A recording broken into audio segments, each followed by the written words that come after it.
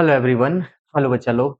आज पीटी 8 का एनालिसिस है ना? ओके, तो चलिए स्टार्ट करते हैं क्या क्या होगा। तो सबसे पहला जो प्रॉब्लम है इसमें पूरा जो टॉपिक है वो थर्मोडायनेमिक्स है, प्रॉपर्टीज ऑफ मैटर है सॉलिड का, है ना? ओके, और कुछ केटीजी के भी प्रॉब्लम है, तो देखते हैं क्या क्या है। हीट थर्मो के पूरे प्रॉब्लम है इसमें। ओके, तो सबसे पहला जो प्रॉब्लम है इसमें पूछा गया है कि V by T versus one by V का ग्राफ क्या होगा, है ना?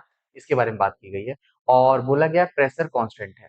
प्रेशर कांस्टेंट का सिंपल सा मतलब है PV equal to N R T. अगर आप लगाते हैं प्रेशर कांस्टेंट है तो V directly proportional to T होता है फॉर अ गिवन मोल या फॉर अ गिवन वॉल्यूम।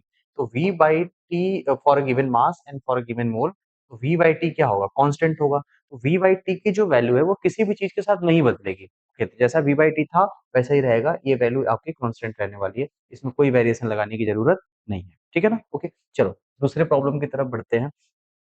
ये पूछा क्या गया है, एक वायर है और ये एल एम इलोंगेट होता है अगर इसमें हम डब्ल्यू लोड लगाते हैं इससे, है ना? ओके, मान के चलते कि एक वायर है ना? ओके, और इस वायर में हमने लोड हैंग किया डब्ल्यू के, और इसमें इलोंगेशन आया एल का। समझ गए? ओके, अगर इसी को हम एक पुली के ऊपर लेके चले जाते हैं ऐसे, और अभी भी इसकी लेंथ इतनी है और दोनों साइड डब्ल्यू लटका देते हैं। ओके, अब बताओ इस वायर में कितना इलोंगेशन होगा? तो लेंथ उतना ही है। अगर हम दोनों साइड डब्ल्यू तो इसका कोई एक्सेलरेशन नहीं होगा, इसमें टेंशन जो स्ट्रिंग का होगा वो डब्ल्यू के बराबर ही होगा, वेट के इक्वल ही होगा। टेंशन अगर सेम है तो इलोंगेशन किसके इक्वल होता है? F L by Y into A. Young's modulus में कोई चेंज नहीं हुआ, एरिया में कोई चेंज नहीं हुआ, फोर्स उतना ही है, लेंथ आपका उतना ही है, तो इलोंगेशन भी क्या रहेगा? सेम रहेगा, और ये वैल्यू एल ही रहेगी। जितना पहले इलोंगेशन था उतना ही बाद में रहने वाला है, उसमें कोई चेंज नहीं होगा। ओके, ऐसे ही अगर आगे की तरफ देखा जाए, पूछा गया Young's modulus of a wire of length L radius R is Y. Young's modulus given है, लेंथ ऑफ वायर को आधा कर दिया गया एंड रेडियस को हाफ कर दिया गया, और पूछा गया यंग्स मॉडुलस कितना हो जाएगा। बात सोचिए, यंग्स मॉडुलस जो है वो तो मटेरियल की प्रॉपर्टी है, सॉलिड की प्रॉपर्टी है ना? ओके, और उसके शेप साइज पे डिपेंड ही नहीं करता है, तो जितना यंग्स मॉडुलस पहले था उतना ही रहेगा। अगर वाई था तो बाद में भी क्या रहेगा? वाई ही रहने वाला है, उसमें कोई चेंज नहीं होने वाला है। ठीक है ना? ओके, चलिए आगे बढ़ते हैं। ये एक पीवाईक्यू से डिराइव प्रॉब्लम है, ध्यान से देखिएगा। फिक्स वॉल्यूम ऑफ आयरन है ना? वॉल्यूम कांस्टेंट है, याद रखिएगा। ओके, और it is drawn into a wire of length L, extension produce in this wire by a constant force F is proportional to.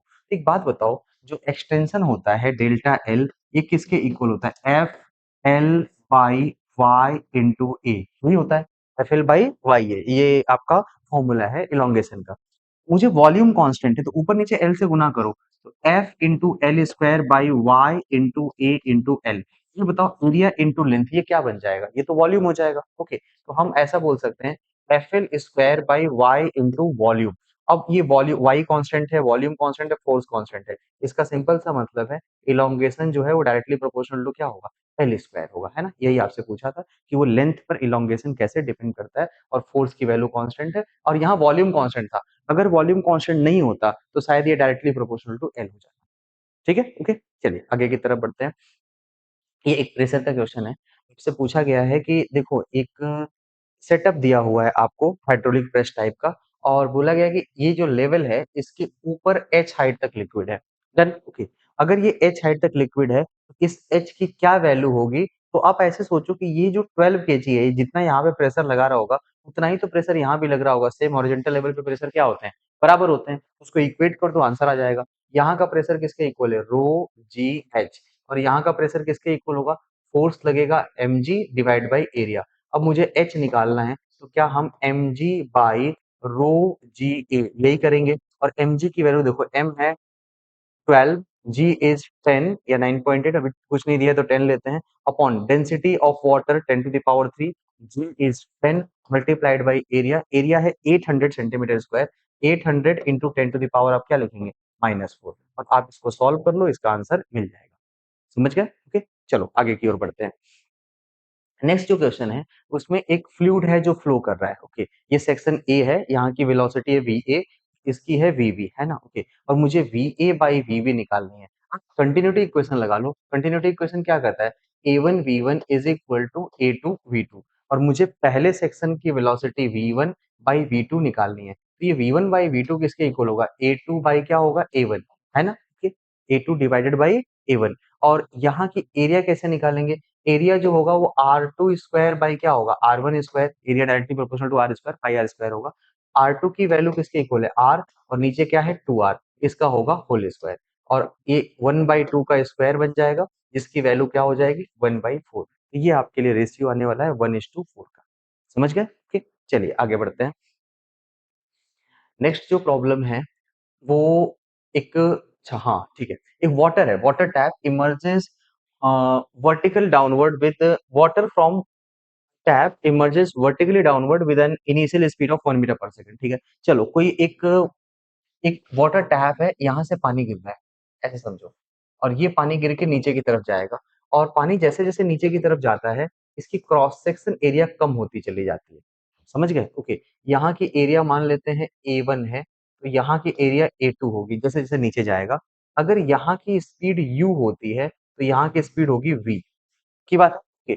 और इस v की वैल्यू हो जाती है under root U square plus 2gh, where h is the height difference between two sections, जिन दोनों sections के बीच में आप दिख रहे हो।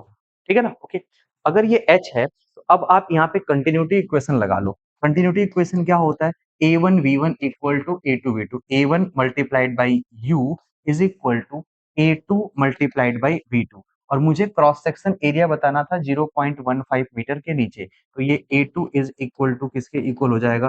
पहले A1 ऊपर की एरिया A, वहां की स्पीड U, ऑन नीचे की वेलोसिटी किसके इक्वल होगी? अंडर रूट यू स्क्वायर और प्लस क्या होगा? 2gh, है ना? ओके, अब ये एरिया आपको गिवन है 10⁻⁻⁴ मीटर स्क्वायर, इसको यहाँ पे रख दो, है ना? ओके, स्पीड भी आपको गिवन है 1 मीटर पर सेकंड, यहाँ रख दो। हाइट आपको पता है, ये h रख दो, g की वैल्यू रख दो, और u आपको गिवन है, इसको रख दो, और इसे सॉल्व कर लो, इसकी वैल्यू आ जाएगी। समझ पाए? ओके, चलिए आगे की तरफ बढ़ते हैं। नेक्स्ट है इफ्लक्स वेलोसिटी टॉरस का है। ओके, देखिए इसमें क्या बोला गया है कि 2 मीटर की हाइट से water is filled in a tank to height 4 metre. Okay, the base of tank is 2 metre above the ground. ठीक है, ओके कोई बात नहीं, यहाँ से 2 मीटर ऊपर है, और ये ऊपर से 2 मीटर, ये पानी के सरफेस से 2 मीटर होना चाहिए, है ना? वहीं से दिया हुआ है। यहाँ से इफ्लक्स निकलेगा, इफ्लक्स की वेलोसिटी कितनी होगी? अंडर रूट 2gh, ये सबको पता है। अब इसकी वैल्यू निकालो, अंडर रूट 2, जी की जगह है कितना? जी नहीं दिया है, 10 ले लेते हैं, और एच की वैल्यू कितनी है? एच है फ्री सरफेस से इसकी डेप्थ, ये है 2 मीटर। ये आंसर आएगा 2√10 मीटर पर सेकंड। यहाँ तक पहले क्लियर हुआ? ये इफ्लक्स वेलोसिटी है, और मुझे इसका रेंज पूछा गया कि ये रेंज कितना होगा। तो रेंज होगा वेलोसिटी इनटू टाइम, और ये कैपिटल एच मान लो, जो इसको गिरना है, इसकी वैल्यू है 6 मीटर, है ना? ये 6 मीटर इसको गिरना है, इसको टाइम कितना लगेगा गिरने में? अंडर रूट 2h/g, ये टाइम लगने वाला है। अब बताओ कि ये रेंज किसके इक्वल होगा? Horizontal range is equal to horizontal speed multiplied by time. Horizontal speed is 2√10, और टाइम कैसे निकालोगे? टाइम की वैल्यू होगी अंडर रूट 2, एच है 6 बाई जी कितना है? 10। तो आप ऐसे लिख लो, अंडर रूट 2 मल्टीप्लाइड बाई 6/10। ये रूट टेन तो कैंसिल हो गया, है कि नहीं? ओके, और यहाँ से 2 बाहर आ जाएगा, तो ये वैल्यू आ जाएगी आपकी, ये 6 नहीं होगा बच्चा, यहाँ पे 4 होगा। ये ध्यान से देखो, 2 + 2 4 ही होगा ना? ओके, तो यहाँ पे 6 नहीं, यहाँ क्या लिखेंगे? 4, और यहाँ पर भी हम लोग लिखेंगे 4। अब इस 4 में से 2 बाहर आएगा, तो 2 इंटू 2 कितना आ जाएगा? 4 टाइम्स ऑफ रूट 2 मीटर। ये आपका फाइनल आंसर हो जाएगा। समझ गए? ओके, तो आप ऐसे कैलकुलेट कर सकते थे। डायरेक्ट आप रेंज वाला जो फॉर्मूला याद किए होंगे वो नहीं लगेगा, क्योंकि ये बेस पर नहीं गिर रहा है, ग्राउंड से ऑलरेडी हाइट पर है। तो सिंपल बेसिक्स पे ध्यान दीजिए। आप पहले इस इफ्लक्स वेलोसिटी निकाल लो, इफ्लक्स वेलोसिटी निकालने के बाद टाइम निकालो कि वहां से कितना टाइम लग रहा है नीचे पहुंचने में, और वेलोसिटी इंटू टाइम आपका क्या हो जाएगा? हॉरिजॉन्टल डिस्टेंस हो जाएगा। उस डायरेक्शन में कोई एक्सेलरेशन है नहीं, तो आपको सोचने की जरूरत नहीं है।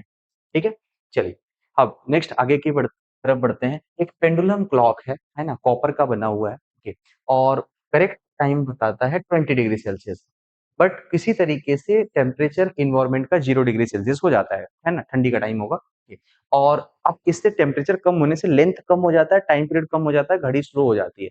घड़ी स्लो हो जाएगी, अब वो टाइम को गेन करेगी, है ना? और ये बता रहा है कि 15 सेकंड पर डे का घड़ी में टाइम का गेन होता है। अब हमें ये बताना है कि उसका लीनियर कोएफिशिएंट ऑफ एक्सपेंशन क्या होगा। ठीक है ना? ओके, देखो इसको कैसे करेंगे।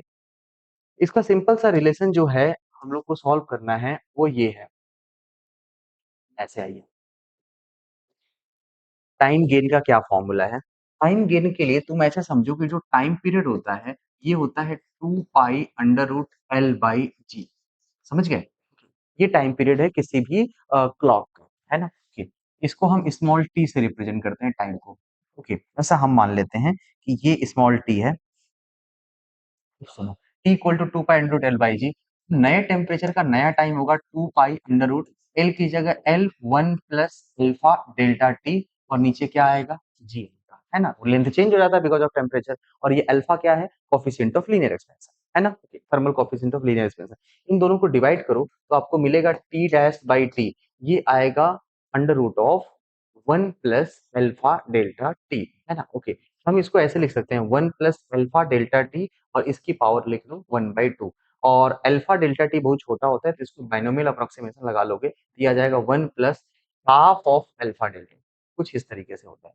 मुझे टाइम में चेंज बताना है तो T dash by T minus 1 is equal to half alpha delta T. Okay, इसको आप ऐसे लिख सकते हैं T dash minus T by T equal to half alpha delta T और ये क्या है? यही डेल्टा टी है by T is equal to half alpha delta T. ये फॉर्मूला बन गया टाइम लॉस का।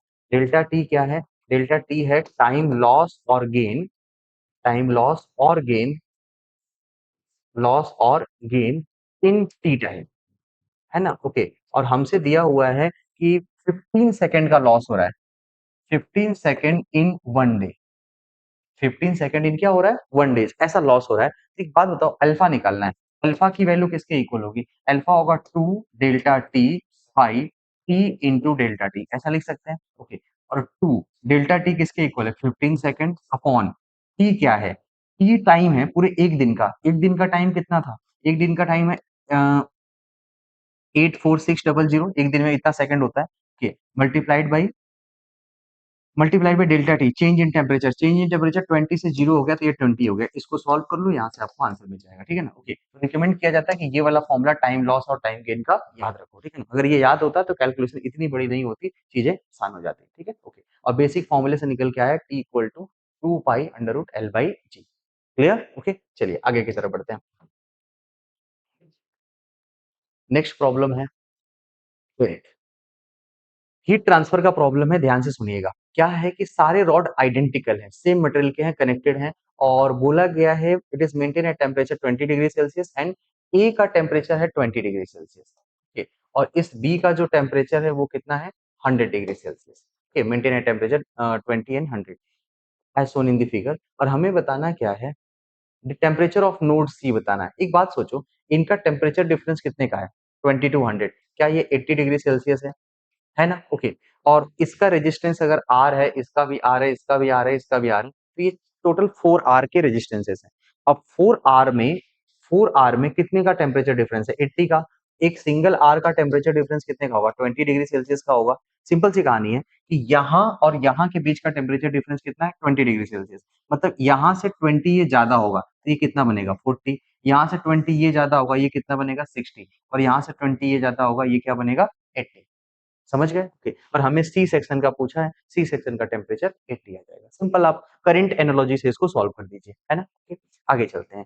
पूछा गया एक वैक्यूम रूम है और उसमें हीट का ट्रांसफर किसकी वजह से होगा? तो देखो, जब रूम में गैस, तीन ही तरीके होते हैं आपके पास पूरे हीट के ट्रांसफर के। एक होता है कंडक्शन, जो कि सॉलिड में होगा मॉलिक्यूलर वाइब्रेशन से।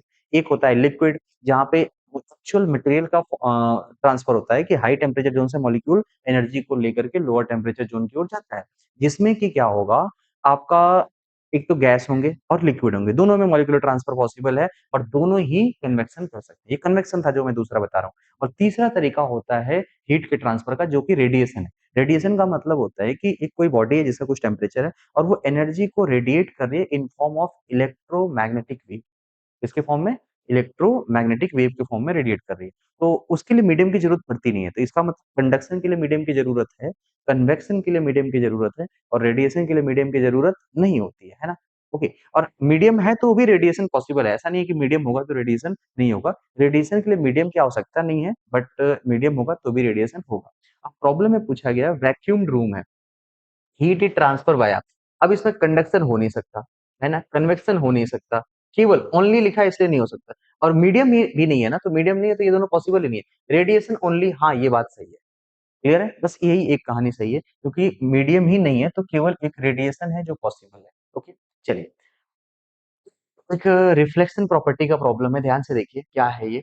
एक कोई रेडिएशन है जो किसी सरफेस पे आके गिरता है। इस सरफेस पे कुछ कोई एनर्जी है जो रेडिएट होती है और इस पे आके गिरती है और इसमें 30% रेडिएशन को एब्जॉर्ब कर लिया जाता है, ओके, और 30% को ट्रांसमिट कर दिया जाता है। तो इसका मतलब कि 30% अगर एब्जॉर्ब है, ओके, और 30% इससे पास कर गया, तो जो रिफ्लेक्ट होगा वो कितना होगा?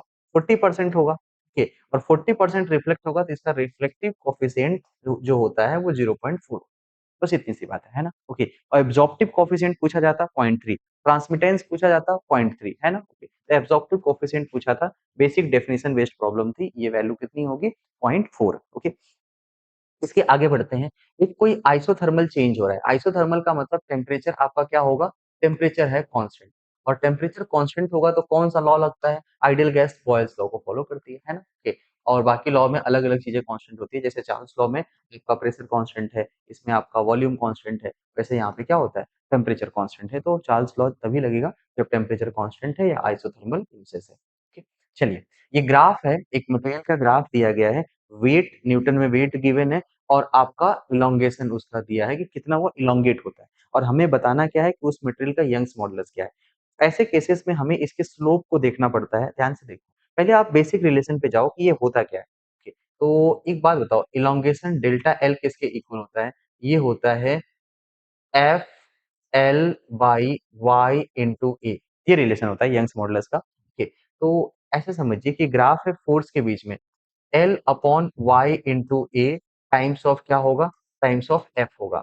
अब इसको अगर हम वाई बोले, वाई, और इसको हम एक्स बोले तो ये तो स्लोप है ना, ये क्या है? स्लोप है। तो अब बताओ स्लोप किसके इक्वल हो गया? स्लोप हो गया एल अपॉन वाई ए, और इस ग्राफ से स्लोप निकालोगे, पेंडिकुलर बाई बेस होगा, बेस तो 20 है और परपेंडिकुलर कितना है? 1, तो इसको निकालो 1 इंटू 10 की पावर -4 करना पड़ेगा, ऊपर दिया है 1 इंटू 10 की पावर -4 ऑन, ये बेस कितना है? बेस है 20, ओके, ये एल अपॉन वाई ए की वैल्यू है। अब एल और ए मिल जाता तो हमारा काम हो जाता। एल की वैल्यू आपको गिवन होगी यहाँ पे, ओके, 1 मीटर लॉन्ग, ये वैल्यू आपकी 1 मीटर गिवन है। ओके, तो एल की जगह आप 1 लिखो अपॉन यंग्स मॉडुलस वाई, और एरिया रखना पड़ेगा, क्रॉस सेक्शन एरिया आपको यहाँ पे गिवन है ना? ओके, तो ये वैल्यू रख दो, 10 की पावर -6 शायद गिवन है, तो ये रख लीजिए, और equal to 10 to the power -4 upon क्या हो जाएगा? 20 हो जाएगा, और अब आप इसको सॉल्व करके यंग्स मॉडुलस निकाल लीजिए। समझ गए? ओके, सॉल्व करने पे आ रहा है 2 इंटू 10 की पावर 11, ओके, यही आपका आंसर है। बेसिकली ये स्टील का है, ओके, और स्टील का यही यंग्स मॉडुलस आता है, वही आपको प्रॉब्लम में गिवन है। डन? ओके, एक और नेक्स्ट प्रॉब्लम की तरफ चलते हैं। ये बल्क मॉडुलस से रिलेटेड क्वेश्चन है। बल्क मॉडुलस में क्या होता है कि कोई एक मटेरियल है, ओके, उसको हम एक्स्ट्रा प्रेशर देंगे तो उसका वॉल्यूम कम होता है, और रिलेशन होता है extra pressure upon delta V by V along with minus sign, और माइनस साइन बताता है प्रेशर बढ़ाने पे वॉल्यूम क्या होता है? कम होता है। ओके, हमसे पूछा गया बल्क मॉडुलस क्या होगा? एक बात बताओ, एक्सेस प्रेशर आपने कितना किया? वॉल्यूम डिक्रीज बाई 2%, ये जानते हैं क्या है? Delta V by V multiplied by 100, इसकी वैल्यू डिक्रीमेंट इन वॉल्यूम है, ये 0.02 है। एक बात सोचो, डेल्टा वी बाई वी किसके इक्वल होगा? ये 2 इंटू 10 टू द पावर क्या हो जाएगा? -4, ये चेंज इन वॉल्यूम दे रखा है, और आपने एक्स्ट्रा प्रेशर कितना लगाया? 10 टू द पावर 8 पास्कल, तो प्रेशर की जगह 10 टू द पावर 8 लिख दो अपॉन इसकी जगह लिख दो 2 into 10 to the power 2 into 10 to the power -4, okay, तुम सॉल्व करोगे ये आएगा 1/2 into 10 to the power 12, okay, यानी कि 5 इंटू 10 टू द पावर 11, और यूनिट किस में आएगी? पास्कल में आएगी। ये है आपका बल्क मॉडुलस। समझ पाए? Okay, basic formula based problem है, इसमें कुछ खास करने की जरूरत नहीं है। एक और बात की जाती है। यहाँ पे एक वेंचुरोमीटर का सेटअप दिया हुआ है और हमसे पूछा गया प्रेशर डिफरेंस। ध्यान से देखो, प्रेशर डिफरेंस के बारे में पूछा गया है। तो वेलोसिटी नहीं निकालेंगे, रेट ऑफ फ्लो नहीं निकालना है, कुछ खास करना नहीं है, केवल प्रेशर डिफरेंस निकालना है। तुम अब ध्यान से देखो, और प्रेशर डिफरेंस में भी एक इंटरेस्टिंग फैक्ट ये है कि यहाँ पे डाइन पर सेंटीमीटर स्क्वायर दिया हुआ है। ओके, और हाइट का डिफरेंस है 5 सेंटीमीटर का, इधर 20 है और इधर 15 है, तो overall height difference is 5 centimetre. तो वो जो 5 सेंटीमीटर है वही प्रेशर क्रिएट करेगा, है ना? तो extra pressure is equal to किसके इक्वल हो जाएगा? ये हो जाएगा रो जी एच। अब बताओ डेंसिटी किसके इक्वल है? डेंसिटी आपका ये वाटर है, अगर वाटर ही है ना, हाँ वाटर है, डेंसिटी है 1000, जी की जगह है 10 और h की जगह मैंने 5 सेंटीमीटर लिखा है, इसको मीटर में कन्वर्ट करने के लिए मैंने 100 से क्या कर दिया, डिवाइड कर दिया। ये एक्स्ट्रा प्रेशर है, अगर आप इसको सॉल्व करें तो ये मिलेगा आपको 500 न्यूटन पर मीटर स्क्वायर। और अगर जी की जगह 9.8 लेते हैं, ये डेटा 9.8 के अकॉर्डिंग सही लग रहा है मुझे, ओके, क्योंकि यहाँ पे 98 ये सब आ रखा है, ओके, तो ये न्यूटन पर मीटर स्क्वायर है। बट इसे हमें चेंज किस में करना है, इसको अगर हम 9.8 रखते तो ये जानते हो कितना आता, ये आता 490 न्यूटन पर मीटर स्क्वायर, ओके। बट ये जो आंसर है वो डाइन पर सेंटीमीटर स्क्वायर में बताना है, तो इसमें कन्वर्जन करना पड़ेगा। तो अब ऐसे सोचो, 1 न्यूटन किसके इक्वल है, 1 newton is 10 to the power 5 time, okay, and 1 metre square is equal to 10 to the power 4 centimetre square. और मुझे करना क्या है, 1 न्यूटन पर मीटर स्क्वायर, 1 न्यूटन की जगह क्या लिखेंगे, 1 newton is equal to 10 to the power 5 dyne upon 10 to the power 4 centimetre square, okay. तो ये इसको सॉल्व करोगे तो ये आएगा 10 डाइन पर सेंटीमीटर स्क्वायर, मतलब न्यूटन पर मीटर स्क्वायर से डाइन पर सेंटीमीटर स्क्वायर जाने में 10 से मल्टीप्लाई करना पड़ेगा। और यहाँ पे 490 था, तो 490 में 10 से और मल्टीप्लाई कर दोगे तो ये 4900 हो जाएगा डाइन पर सेंटीमीटर स्क्वायर, ठीक है, ओके। तो इसमें आपका फ्लूइड मैकेनिक्स कम है और यूनिट कन्वर्जन कहीं ना कहीं हमको ज्यादा फील होना था, ठीक, समझ पाए। चलो आगे की तरफ बढ़ते हैं। नेक्स्ट जो प्रॉब्लम है, इसमें बोला गया है कि टेम्परेचर ऑफ सन सरफेस को हाफ कर दिया जाए, तो बताओ कि जो इमिशन है, जो एमिटेड एनर्जी पर सेकंड पर यूनिट एरिया है, उसको क्या फर्क पड़ेगा। एक बात सोचो, जो एनर्जी है वो तो directly proportional to temperature power 4 होता है स्टीफेंस लॉ के अकॉर्डिंग, और अगर आप इसको 1/2 कर देते हैं, ये जो फैक्टर होगा ये किसके इक्वल होगा, 2 का पावर 4, ये तो 16 टाइम्स हो जाएगा, 1/16 टाइम्स। तो जो फैक्टर है वो 1/16 का होना चाहिए, क्योंकि टेम्परेचर कम हुआ तो रेडिएशन भी क्या होगा, कम हो जाएगा। आगे की तरफ बढ़ते हैं। 18 में एक स्लैब है जो कि दो पैरेलल लेयर कॉपर और ब्रास का same thickness, equal area, having thermal conductivity in the ratio of 1:4, okay. और फेस एक साइड ब्रास है, एक साइड का है एल्यूमिनियम। चलिए इस फिगर को ड्रॉ करते हैं। एक स्लैब है कि इस तरीके से, और इसमें दो पैरेलल लेयर्स हैं, ओके। एक साइड कॉपर है, एक साइड ब्रास है ना, ओके। मैं मान लेता हूँ इधर कॉपर है और इधर क्या है, ब्रास है, ओके। और सबकी थिकनेस सेम है, मतलब लेंथ सेम है, एरिया भी सेम है, कंडक्टिविटी रेशियो 1:4 है। यानी कि अगर इसका कॉपर की कंडक्टिविटी 1 है तो ब्रास की कंडक्टिविटी कितनी है, 4, ऐसा आपको गिवन है, ओके। तो अब एक बात सोचो, सब कुछ सेम है तो रेजिस्टेंस के बारे में बात करूं, इस कॉपर का अगर इसका ब्रास का रेजिस्टेंस आर होगा, इसका 4R होगा, क्यों, क्योंकि कंडक्टिविटी और रेजिस्टेंस उल्टे रेशियो में होते हैं, ओके। क्या बोला गया है कि जो ब्रास है उसको 100 डिग्री सेल्सियस पे रख दिया गया, चलो भाई कोई नहीं, इधर 100 डिग्री सेल्सियस है और जो कॉपर है वो 0 डिग्री सेल्सियस पे है, तो मुझे इस इंटरफेस का टेम्परेचर बताना है। तो वही तरीका करेंगे जैसे हम लोग करते हैं कि ये टोटल रेजिस्टेंस कितने का है, 5R, 5R का टेम्परेचर डिफरेंस कितना है, 100 और 0, ये तो 100 है ना? आर में कितने का होगा, आर में होगा 20 का, आर में कितने का होगा, 20 का। अब एक बात बताओ, इसमें इसमें टेम्परेचर का डिफरेंस कितने का है, 20 का है, तो अगर यहाँ 100 है तो इसमें 20 कम करोगे तो ये कितना आएगा, 80 डिग्री सेल्सियस। यही आपका आंसर है, पहला ही ऑप्शन करेक्ट है, समझ पाए, ओके। तो आप इसी तरीके से करिए, ये तरीका बोला जाता है करंट एनालॉजी ऑफ कंडक्शन, है ना, ओके। चलिए नेक्स्ट प्रॉब्लम है, ओके। यहाँ पे पूछा गया normal reaction applied by wall, okay. एक बात सोचिए, ये वॉल है, हमने ऊपर से फोर्स लगाया, इधर से लगाया, इधर से लगाया, ये तीन फोर्सेस हैं। नॉर्मल रिएक्शन तो वही देगा ना जो परपेंडिकुलर है, तो ये अगर हम यहाँ से नॉर्मल रिएक्शन को देखें, इधर से एन लगेगा, ये एन इसी से तो बैलेंस होगा, एन और F2 बराबर होंगे, यानी नॉर्मल रिएक्शन कितना होगा, 30 न्यूटन ही होगा। यहाँ पे 30 न्यूटन एक ऑप्शन है, वो करेक्ट है, समझ पाए, ओके। चलिए आगे की तरफ बढ़ते हैं। वाटर जो है वो किसी कैपिलरी में h हाइट तक राइज होता है ना, okay. The capillary tube is replaced by similar tube of half of diameter. Okay, diameter half का मतलब रेडियस भी हाफ कर दिया गया। तो एक बात बताओ, कैपिलरी राइज का फॉर्मूला होता है 2t cos theta by R rho G, और जो कैपिलरी राइज का फॉर्मूला होता है h, वो इनवर्सली प्रोपोर्शनल टू क्या होता है, r, यानी जितना पतला नैरो ट्यूब होगा उतना ज्यादा आपकी कैपिलरी की क्या होगी, हाइट होगी। इस लॉ को जूरिन्स लॉ बोलते हैं, okay. h inversely proportional to r है बेसिकली, है ना, ओके, r है यहाँ पर। अगर हमने आर को हाफ कर दिया है तो हाइट क्या हो जाएगी, डबल हो जाएगी, तो बस कुछ खास करने की जरूरत है नहीं, इसको आप 2h लिख डालिए, है ना, ओके। चलिए नेक्स्ट आपको सेम वही प्रॉब्लम पूछा गया है जो हमने अभी पीछे डिस्कस किया है, टेम्परेचर थीटा आपको बताना है। तुम ऐसे सोचो कि ये टोटल टेम्परेचर डिफरेंस कितने का है, 80 का है, टोटल रेजिस्टेंस कितना है, 4 आर का, तो यानी एक आर में कितने का डिफरेंस आएगा, 20 का आएगा। ओके, और अगर ये 20 का आ रहा है तो यहाँ पे 100 है, तो यहाँ से 20 माइनस कर दो तो क्या बचेगा, 80, खत्म हुआ, वही आपका आंसर है। समझ पाए? ओके, सेम डेटा भी ऑलमोस्ट पीछे जैसा ही दिख रहा है। आइए आगे की तरफ बढ़ते हैं, और ये हाइड्रोलिक प्रेस का एक प्रॉब्लम है, देखो ध्यान से। ओके, इसमें पूछा गया कि हमने अलग अलग फोर्सेस लगाए हैं, है ना। ओके, और जब अलग अलग फोर्सेस लगाए हैं तो इसमें बताना है कि क्या क्या चीजें पॉसिबल हैं। ओके, देखो हम इसके बारे में बात करते हैं।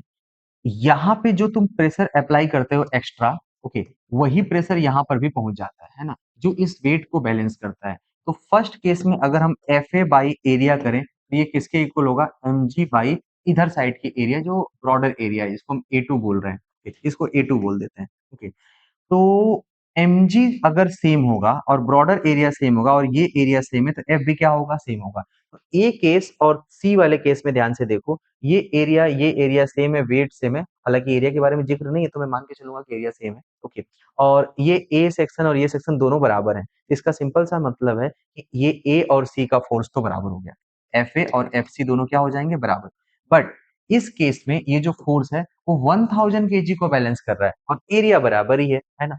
एरिया सेम है तो force directly proportional to M G होगा। इसका मतलब एफ वी जो है वो 1000 को बैलेंस कर रहा है, मतलब इनसे तो वो ज्यादा ही होगा, है ना, कि एफ बी सबसे ज्यादा है और एफ ए और एफ सी एफ वी से कम है, बट आपस में बराबर है। तो ऑप्शन नंबर कौन सा हो सकता है, थर्ड ही एक बेस्ट पॉसिबल आंसर है। क्लियर इतना? ओके, चलिए अब आगे की तरफ बढ़ते हैं। एक लिक्विड है, कुछ खास करना नहीं है भाई, ये कंटिन्यूटी इक्वेशन है, लगा दीजिए, इस v की वैल्यू पूछी हुई है आपसे। ओके, तो अगर यहाँ से a से कोई सेक्शन आ रहा है तो आप ऐसे लिख लो a1 v1, और ये दो जगह से जा रहा है a2 v2, और प्लस क्या होगा a3 v3।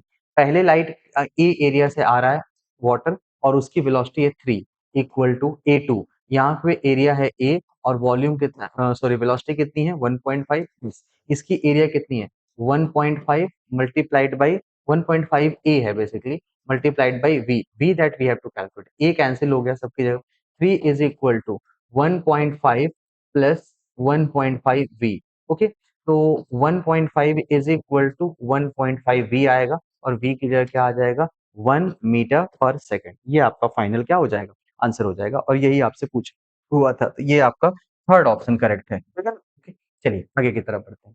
एक रिलेशन आपको गिवन है और इसमें टेम्परेचर वर्सेस टाइम के बारे में बात कर रहे हैं, है ना। ओके, और हमसे क्या पूछा गया है कि एक सब्सटेंस है ए बी सी, तीन तीन लोगों के बारे में बात हो रही है, has the highest specific heat, सबसे ज्यादा स्पेसिफिक हीट किसका होगा।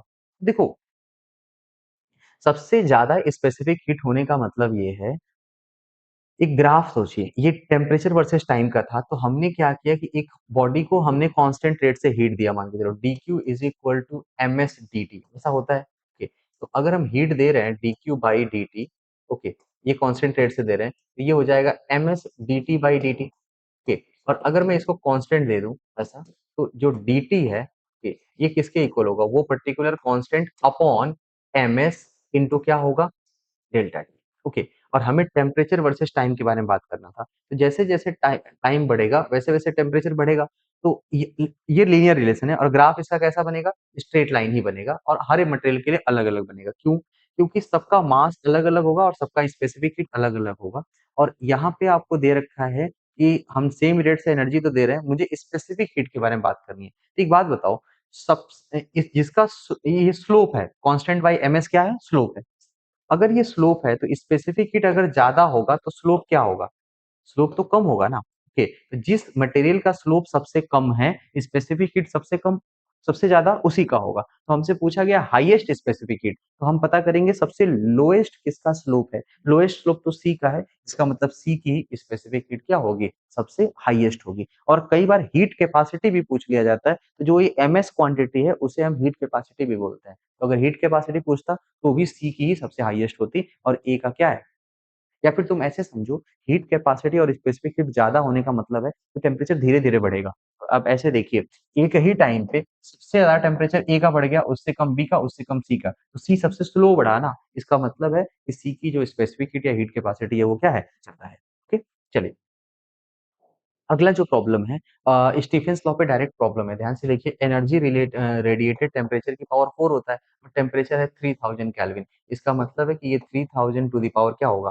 4 होगा। इसमें कुछ खास करने की ज़रूरत नहीं है, ये प्रोपोर्शनैलिटी पूछी हुई है। ओके, चलिए आगे की तरफ बढ़ते हैं 26। देखो एक गैसियस चैम्बर है, जहाँ पे ये भी पिस्टन लगा हुआ है, ये भी पिस्टन लगा हुआ है। देखो ध्यान से, इस चैम्बर में प्रेशर तो हर जगह बराबर होगा, ओके? तो इधर की ओर एक फोर्स लगेगा, प्रेशर P इंटू एरिया, इसको A2 नाम देते हैं, और इधर की ओर होगा pressure P into area A1।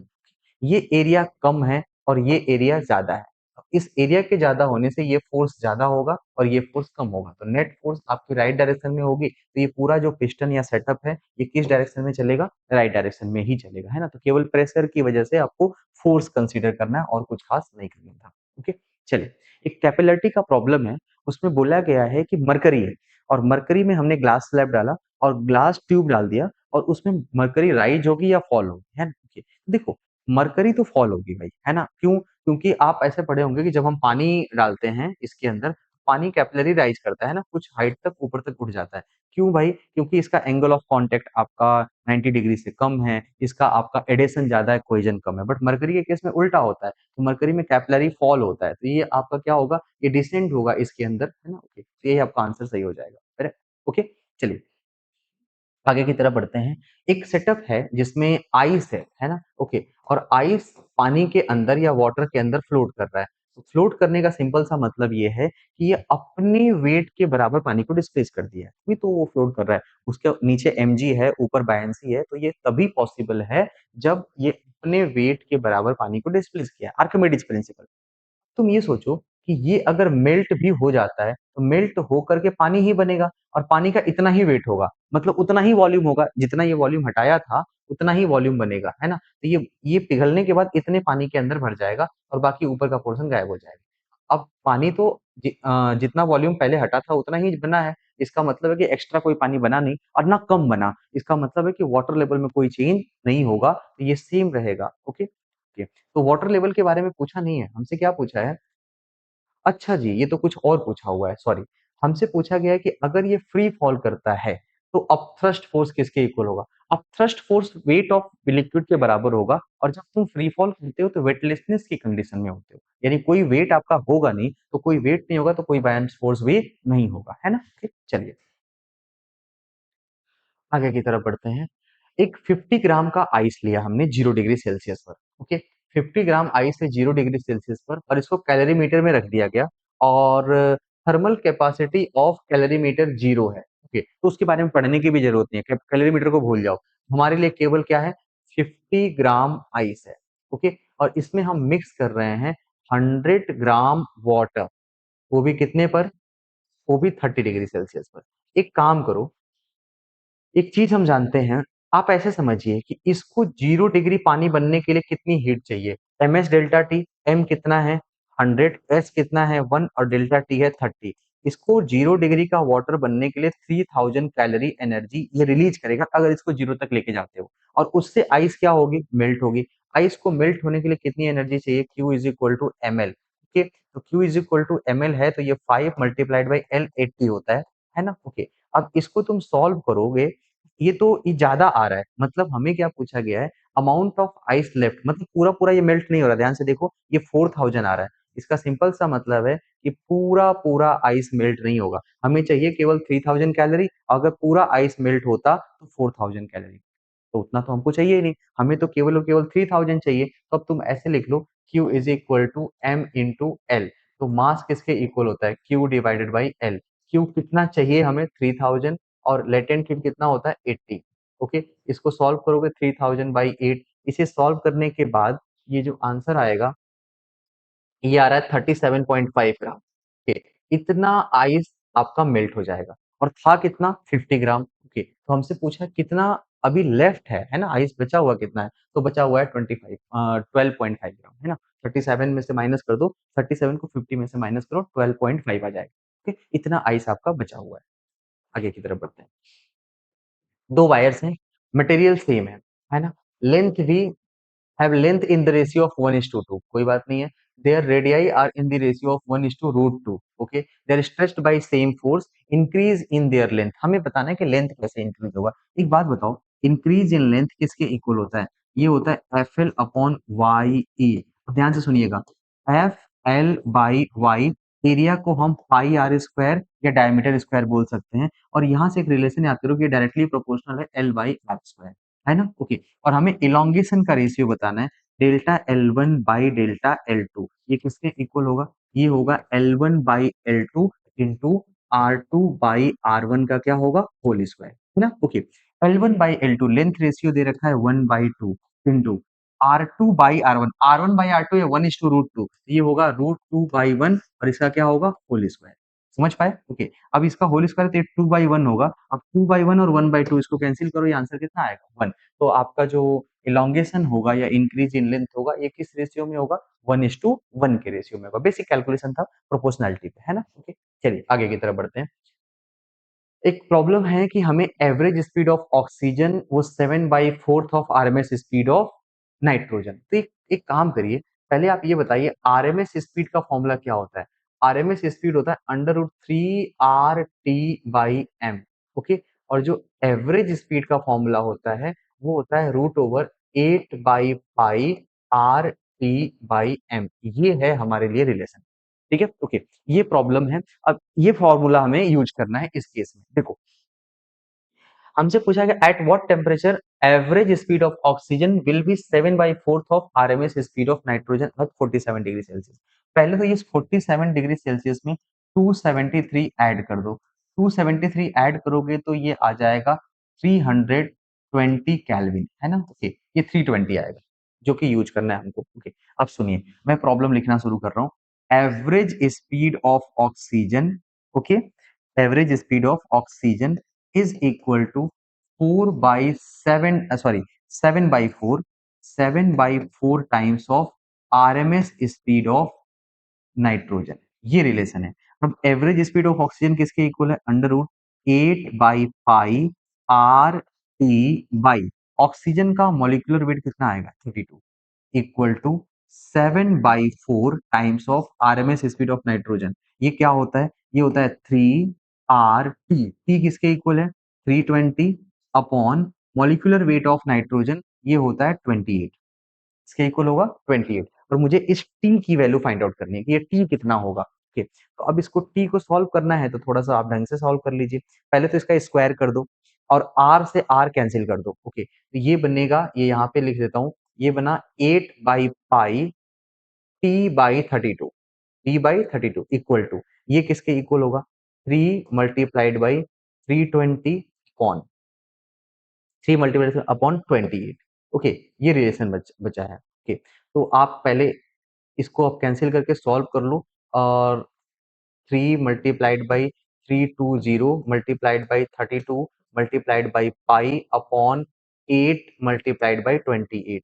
Okay, अब ये सॉल्व करोगे, ये आएगा 40। ओके, और फिर इसके बाद स- आप इसको भी कैंसिल कर सकते हैं, 16 डिवाइडेड बाई 14। ओके, और इसको सॉल्व करेंगे, ये थोड़ा सा कॉम्प्लेक्स कैलकुलेशन है, थोड़ी सी सॉल्व करेंगे और ये आंसर अप्रोक्सीमेटली 1320 केल्विन के आसपास आएगा। ये 18 आएगा जो मैंने किया था। ओके, तो इसे आप सॉल्व कर लीजिएगा। ठीक है, चलिए आगे तरफ बढ़ते हैं। नेक्स्ट एक कन्वर्जन का ग्राफ है, ध्यान से देखो। कन्वर्जन में हमें बताना है कि एक पीवी डायग्राम है, ओके, और इसका कोरिस्पॉन्डिंग प्रेशर टेम्परेचर ग्राफ क्या होगा। पहले ये समझो कि ये आइसोबारिक प्रोसेस है और ये भी आइसोबारिक प्रोसेस है, तो बी सी और ए डी आइसोबारिक है तो वही रहेंगे, तो बी सी और ए डी वही रहेंगे। बी सी और ए डी वही रहने वाले थे, लेकिन ये गलत हो गया, इसमें तो कुछ होगा ही नहीं, है ना? बी सी और ए डी सेम रहने वाला था प्रेशर, जो कि हुआ नहीं। ओके, बी सी और ए डी, है ना? ओके, ये भी सेम, ये भी गड़बड़ हो गया। ये तो एक ही ऑप्शन है जहाँ पे सही है। प्रेशर सेम था तो प्रेशर सेम ही रहेगा। ओके, और वॉल्यूम सेम होने का मतलब था कि ये स्ट्रेट लाइन ग्राफ बनेगा। दो स्ट्रेट लाइन और दो आपके कांस्टेंट ग्राफ, इन्हीं को मिला के ये डायग्राम बन रहा है। तो बेस्ट पॉसिबल आंसर तो आपका फर्स्ट ही है, कुछ करने की जरूरत नहीं है। ठीक है, चलिए अगले प्रॉब्लम की तरफ बढ़ते हैं। ओके, ये भी आरएमएस स्पीड के बारे में पूछा गया है। At 27 degree Celsius RMS velocity of hydrogen gas is 100 metre per second. तो पहले आप 27 डिग्री को टेम्परेचर बताओ पहले कितना है। टेम्परेचर है 27 प्लस 273, ये आएगा 300 केल्विन। ठीक है। और अब बताइए आरएमएस स्पीड ऑफ हाइड्रोजन किसके इक्वल होगा? Sir RMS speed of hydrogen होगा √3 RT/m। इसकी वैल्यू 100 दे रखी है। √3 आर की जगह आर रख दो, टी की जगह 300 upon molecular weight of hydrogen किसके इक्वल होगा 2, और इसकी वैल्यू है 100, है ना, 100 मीटर पर सेकेंड। इसको यही रहने देते हैं। RT/m की वैल्यू हमको मिल गया। ओके, हमें पूछा गया है कि आरएमएस स्पीड ऑक्सीजन कितने पे होगा? 327 पे। तो ये बताओ 327 पे हमको आरएमएस स्पीड निकालना है। टेम्परेचर और गैस अलग है। अरे इसको ऐसे सॉल्व कर दो, इतना सॉल्व करने की भी जरूरत नहीं है। ये बताओ आरएमएस स्पीड √T/m के प्रोपोर्शनल है ना? ओके, तो ये बताओ V1/V2 जो होगा, क्या ऐसे लिखा जा सकता है? √T1/T2 into M2/M1। बस, इसके अलावा कुछ करने की जरूरत नहीं है। ओके, ये ज्यादा बेटर तरीका है। दो बार क्यों सॉल्व करें? पहले बताओ V1 कितना है? 100। V2 हमें फाइंड आउट करना है ना? ओके, √T1 पहले का टेम्परेचर कितना था? 300। 27 को 300 लिखा है, और 327 को 600 लिख सकते हो। कैसे? 273 ऐड करेंगे तो 600 आएगा, मल्टीप्लाइड बाई M2/M1। ऑक्सीजन का मॉलिक्यूलर मास 32 है और हाइड्रोजन का कितना हो जाएगा? 2 हो जाएगा। इसको सॉल्व कर लो और इसके बाद आपका आंसर हो जाएगा।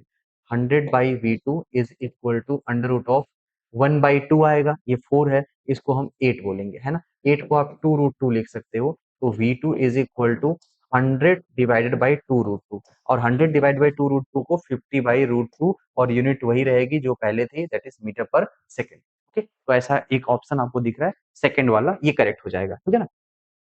चलिए, अब हमसे एक और चीज पूछी गई है कि एक कोई गैस है, उसके बल्क मॉडुलस के बारे में बात करो। तो गैस का बल्क मॉडुलस दो ही होता है, या तो प्रेशर के इक्वल होता है, या गामा टाइम्स ऑफ प्रेशर के इक्वल होता है। ये है आइसोथर्मल का, और ये है एडियाबैटिक का, है ना? अदर प्रोसेस होंगे तो और भी होंगे, बट अभी के लिए ये यही है। तो हमसे क्या पूछा गया? Isothermal bulk modulus. ये तो प्रेशर के इक्वल होगा, इसमें कुछ खास करने की जरूरत नहीं है ना? ओके, चलिए आगे की तरफ बढ़ते हैं। और ये चेंज इन वॉल्यूम पूछा गया है। एक बात बताओ, बल्क मॉडुलस का क्या फॉर्मूला है? बल्क मॉडुलस का formula extra pressure upon delta V by V, है ना? ओके, तो क्या आप ऐसे लिख सकते हैं delta V is equal to P V by bulk modulus, और 1 बल्क मॉडुलस होता है कंप्रेसिबिलिटी। यहाँ पे कंप्रेसिबिलिटी गिवन है, कंप्रेसिबिलिटी होता है 1/बल्क मॉडुलस। तो जहां 1/बल्क मॉडुलस वहां पे कंप्रेसिबिलिटी लिख दो, तो ये हो जाएगा कंप्रेसिबिलिटी इंटू पीवी। ऐसा कोई ऑप्शन आपको दिख रहा है? सेकंड ऑप्शन है आपका।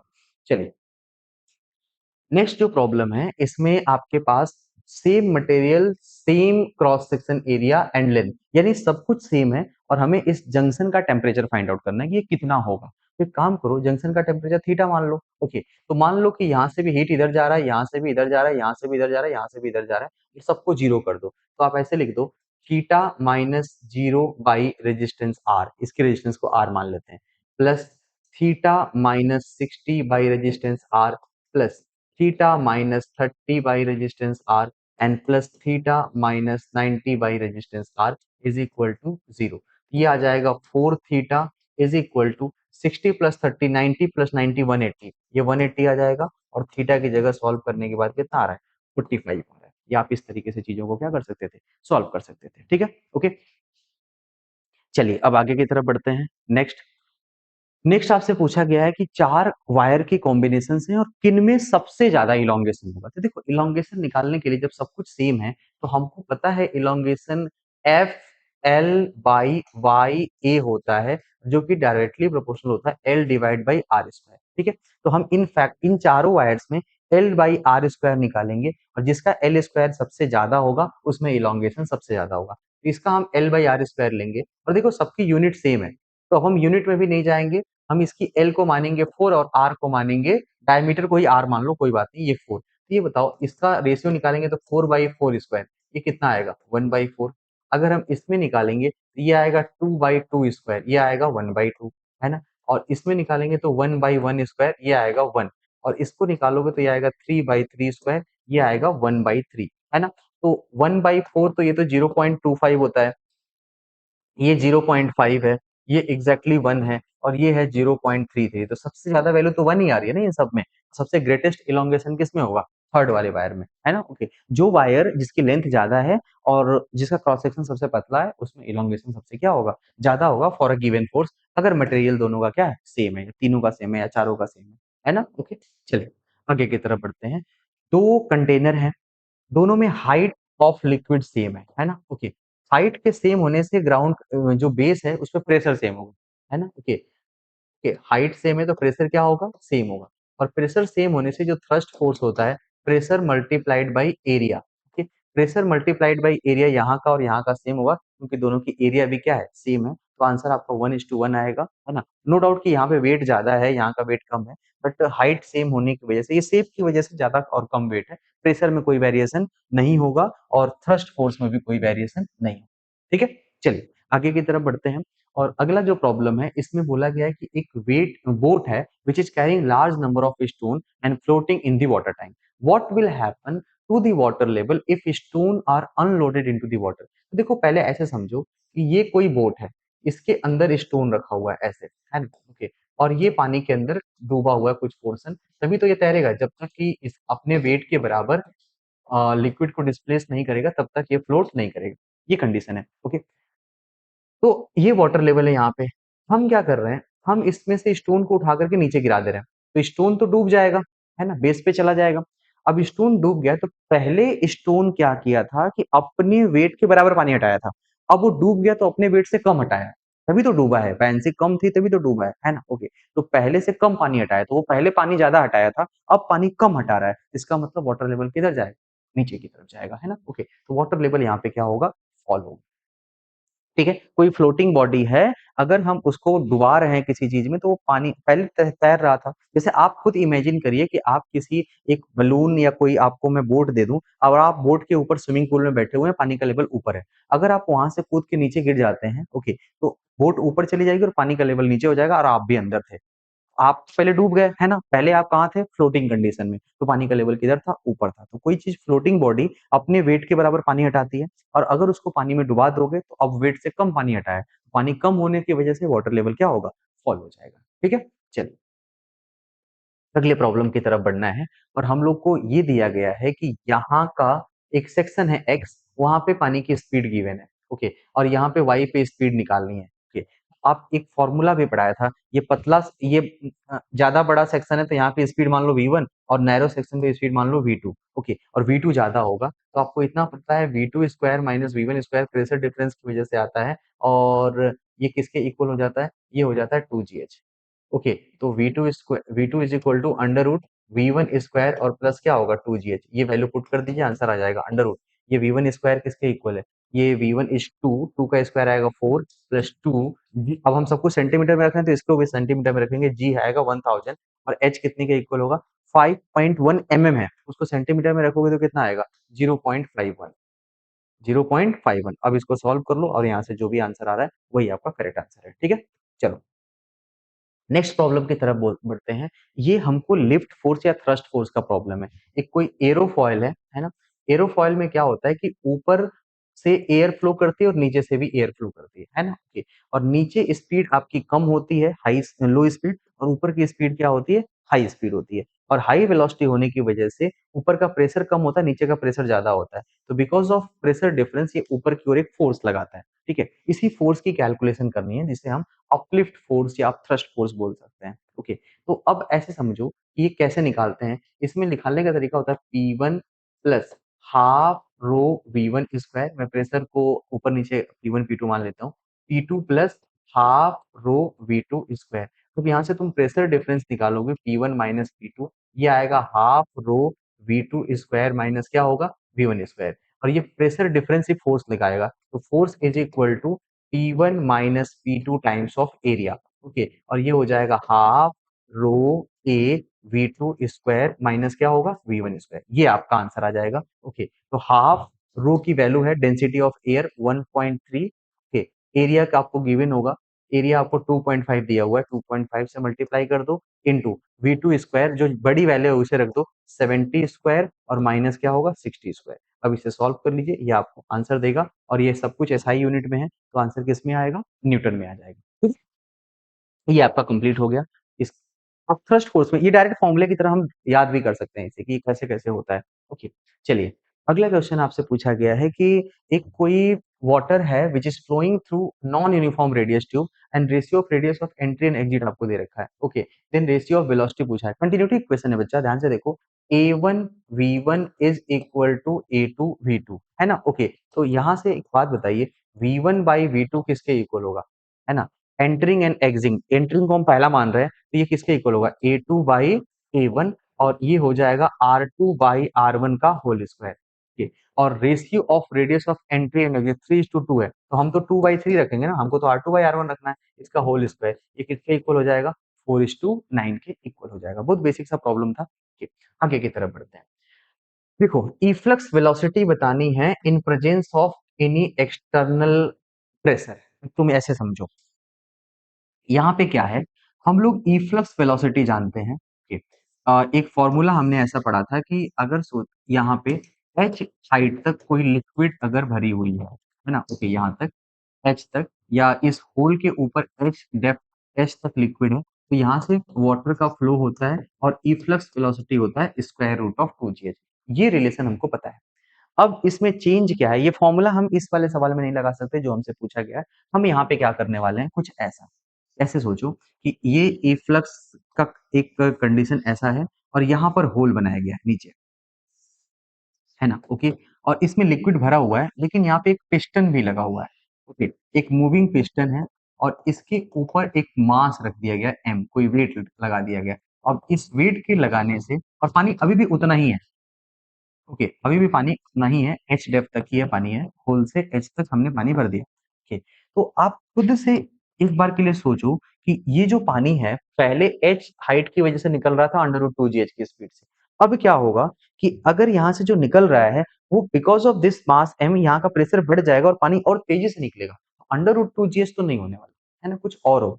इसे ही हमें सॉल्व करना है। देखो, हम कुछ खास करेंगे नहीं, जैसे यहाँ पे हम सॉल्व करते थे इसके और इसके बीच में बर्नौली थ्योरम लगाते थे ना, ओके, वही काम यहाँ पे भी करेंगे। यहाँ और यहाँ के बीच में बर्नौली इक्वेशन लगा दो। यहाँ का प्रेशर किसके इक्वल है, यहाँ का प्रेशर है P ATM plus rho G H और प्लस एक्स्ट्रा एम जी की वजह से एम जी बाई ए, ये यहाँ का प्रेशर है ना। ओके, तो एटमॉस्फेरिक प्रेशर प्लस ये पानी के डेप्थ का प्रेशर रो जी एच और plus extra pressure because of this mass M, piston की एरिया कितनी दे रखी है ए, इसका फोर्स है एम जी और area A, plus half rho V square, ये तो जीरो है, इक्वल टू बाहर का प्रेशर किसके इक्वल है, पी एटीएम और प्लस वहां की वेलोसिटी है हाफ रो वी स्क्वायर।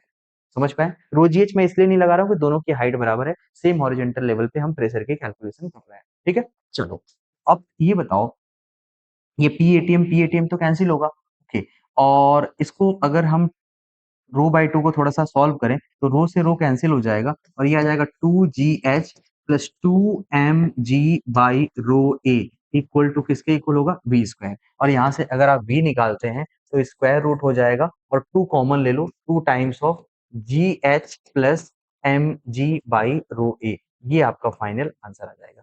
ठीक है ना, ओके। तो ये रिलेशन है जो कि आप डायरेक्ट वाले फॉर्मूले को नहीं लगा सकते थे। क्यों नहीं लगा सकते, क्योंकि डायरेक्ट फॉर्मूला तभी वैलिड है जब ये सरफेस एटमॉस्फेयर से एक्सपोजर, कोई एक्सटर्नल प्रेशर नहीं है, तब आप ऐसा लगा सकते हैं।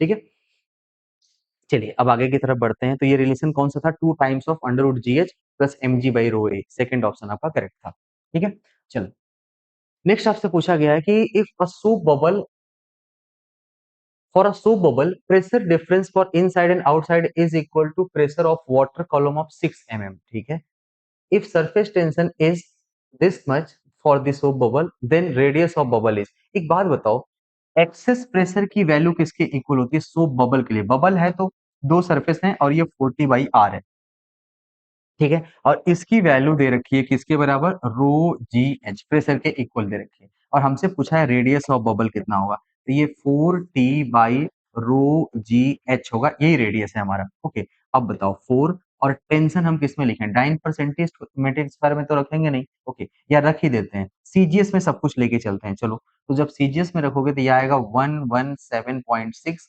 अपॉन रो, जब तुम सीजीएस में रखोगे तो डेंसिटी ऑफ वाटर रखना है हमको, है ना, ओके, और डेंसिटी ऑफ वाटर जो है सीजीएस में होता है 1 ग्राम पर सीसी, तो 1 ही रहना पड़ेगा। ओके, जी की जगह कितना होता है 1000 सेंटीमीटर पर सेकंड स्क्वायर, ओके, और हाइट किसके इक्वल है, हाइट है 6 mm, 6 mm को हम 0.6 सेंटीमीटर रखेंगे और ये जो आंसर आएगा ये किस में आएगा, सेंटीमीटर में आएगा। अब इसे आप कैलकुलेट कर लीजिएगा, ठीक है?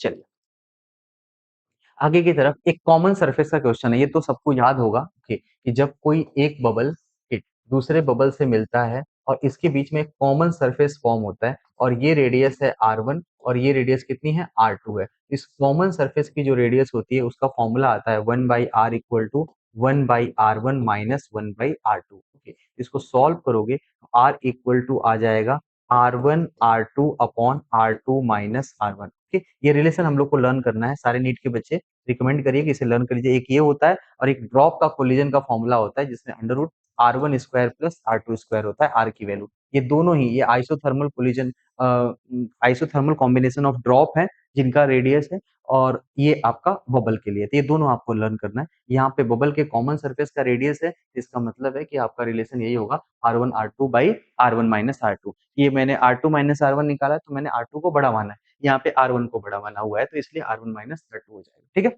चलिए, नेक्स्ट प्रॉब्लम जो है, एक लिक्विड है जो कैपिलरी में राइज कर रही है, ओके, और इसमें दिया क्या गया है कि वो 10 मीटर तक राइज कर रही है। Liquid will rise in a capillary tube of 10 metre if radius of tube become doubles, है ना, रेडियस को डबल कर दिया जाए और अरेंजमेंट 50% ग्रेविटी में रख दिया जाए, तो बताओ कि आप कितना राइज करेगा। तो एक बात सोचो, H is equal to 2t cos theta by r rho g, यही होता है। ओके, तो हमने क्या किया, इस r वाले फैक्टर को क्या कर दिया, डबल कर दिया, तो रेडियस को हमने 2r कर दिया, है ना? ओके, और g को आधा कर दिया, g को हाफ कर दिया, 50% कर दिया, तो ये तो कैंसिल हो जाएगा ना, तो फैक्टर तो वही रहेगा, है कि नहीं? इसमें कोई चेंज ही नहीं होगा, तो इसका मतलब हाइट में भी कोई चेंज नहीं होगा, तो हाइट में कोई चेंज नहीं होगा तो वो 10 मीटर ही रहेगा।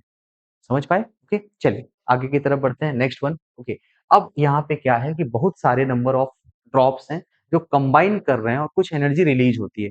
अब वो एनर्जी कभी टेम्परेचर में चली जाएगी, मतलब टेम्परेचर को बढ़ाने में चली जाएगी, या फिर वो काइनेटिक एनर्जी में चली जाएगी। यहाँ पे बोला गया कि वो काइनेटिक एनर्जी में जाता है तो उसकी स्पीड बताओ। इसका फॉर्मूला अगर बहुत सारे लोगों को याद हो तो ये आपका ऑप्शन डी है। ओके, ये आता कैसे है, ओवरऑल जो एनर्जी होती है छोटे छोटे ड्रॉप को कंबाइन करके एक बड़ा ड्रॉप बनाने के लिए, ये होता है 4 pi T r square, okay, 4 pi T r cube 1/स्मॉल r माइनस 1/कैपिटल R, और यही किसके इक्वल होगा, हाफ एम वी स्क्वायर। ये energy because of the combination of drop है जो याद होना चाहिए, हाफ एम वी स्क्वायर। अब इस हाफ एम वी स्क्वायर को मास को डेंसिटी इंटू वॉल्यूम लिख दो, डेंसिटी को रो लिखो और वॉल्यूम क्या है 4/3 pi r cube into V square, और वी हमें निकालना है। देखो 4 पाई r क्यूब कैंसिल हो जाएगा, 3 इंटू 2 6 होता है, इधर जाके ये 6 t/रो आएगा और यहाँ आएगा 1/स्मॉल r माइनस 1/कैपिटल R, और इसकी वैल्यू किसके इक्वल हो जाएगी, वी स्क्वायर। जब वी निकालना होगा तो इसी में रूट लगा दो, ये आपका ऑप्शन मिल जाएगा, ठीक है? चलिए आगे की तरफ बढ़ते हैं। नेक्स्ट हमें क्या पूछा गया है कि एक लार्ज टैंक है, ओके, और यहाँ से 10 मीटर की ऊपर तक a large tank is filled with water of density 1000 kg per meter. A small hole is made at depth of 10 meter. Okay, below the water surface. The range of water issuing out of the hole is R on ground. यहाँ पे range R है, ठीक है, कोई बात नहीं। Okay. The range of water issuing out of the R. What extra pressure must be applied on the water surface so that range become 2R? सुनिएगा ध्यान से।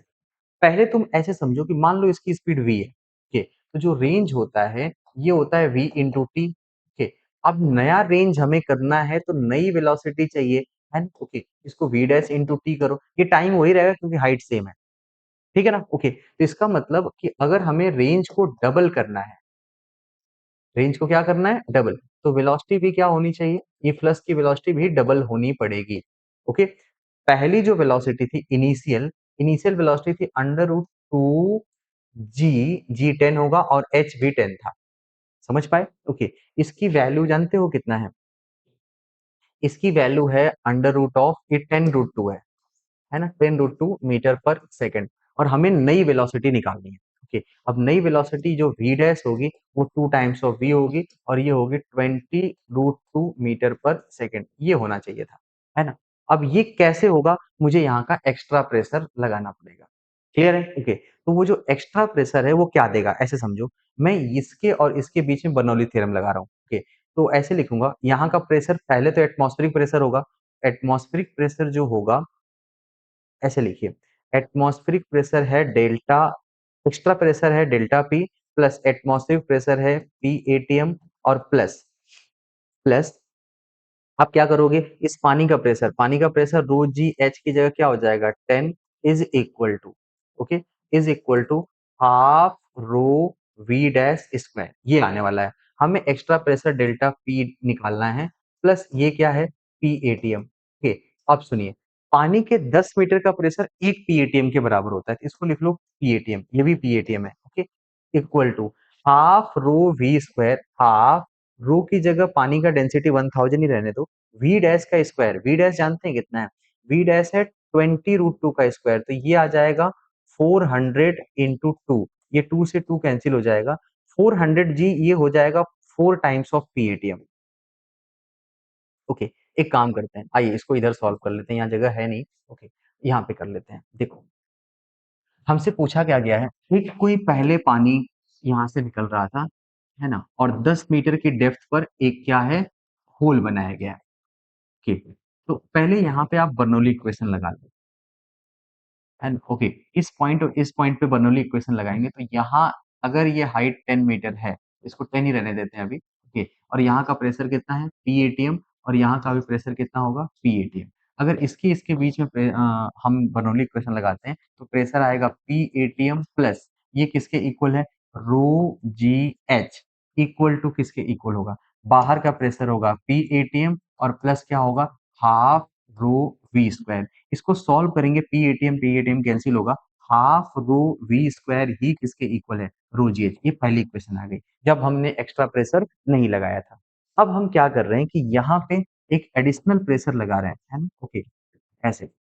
अब यहाँ का एडिशनल प्रेशर, हाइट अभी भी उतनी ही है, हाइट में कोई चेंज नहीं हुआ है, ठीक, और यहाँ पे एक एक्स्ट्रा प्रेशर डेल्टा पी भी लगा रहे हैं हम लोग, और पी एटीएम तो लग ही रहा है, बाकी सारा कुछ वैसे ही है, ठीक। तो अब यहाँ और यहाँ की बात करिए, आप बर्नौली इक्वेशन लगाइए इन दोनों पॉइंट का, तो यहाँ का प्रेशर होगा extra pressure delta P plus atmospheric pressure rho G H, और प्लस ये वाली एटमॉस्फेरिक डेल्टा पी एटीएम, और प्लस इस पानी का प्रेशर जो कि रो जी एच है, इक्वल टू हाफ रो, और यहाँ की अब वेलोसिटी कितनी है, ये वेलोसिटी है वी डैश जो कि 2v है, तो अब यहाँ पे 2v का क्या होगा होल स्क्वायर।